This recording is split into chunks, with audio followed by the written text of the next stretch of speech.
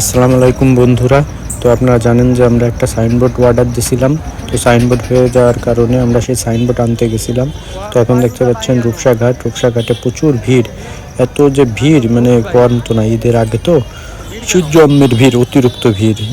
আপনারা এখন দেখতে পাচ্ছেন যে আমি আসলে ভিড়ের কারণে খুব বিরক্ত। তা ভিড়ের কারণে হঠাৎ করে দেখি ঝলক জাঙ্গে বেচা শুরু করেছে। এই যে দেখতে পাচ্ছেন যে এখন জাঙ্গে বেচতেছে। খুবই মজাদার একটা দৃশ্য। ভিড়ে আটকে যে এলো আসলে জাঙ্গেটা বিক্রি করা হয়েছিল। তো এখন দেখতে পাচ্ছেন যে সার্কিট হাউস মোড়ে ওই যে প্রচুর আগুন লাগছিল। তো আগুনের কিছু দৃশ্য দেখতে পাচ্ছেন। আগুন থেকে অনেক ক্ষতি হয়েছে এখানটার। অনেক উৎসুক জনতা ভিড় করে দেখতেছে, আমরাও একটু দেখলাম সামনে থেকে।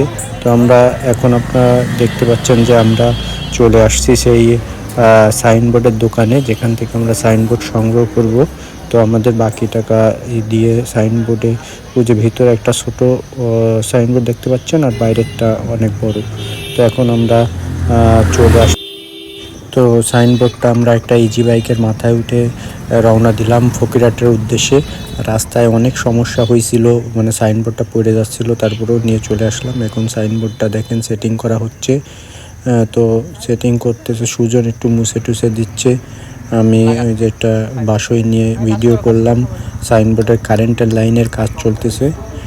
তো এখন আপনারা দেখতে পাচ্ছেন যে সাইনবোর্ডটা লাগানো হয়েছে, কারেন্ট দেওয়া হয়েছে, কিন্তু দিনের বেলা তো ভালো লাইটিং দেখা যাচ্ছে না। তো এখন রাতের দৃশ্য দেখতে পাচ্ছেন আপনারা।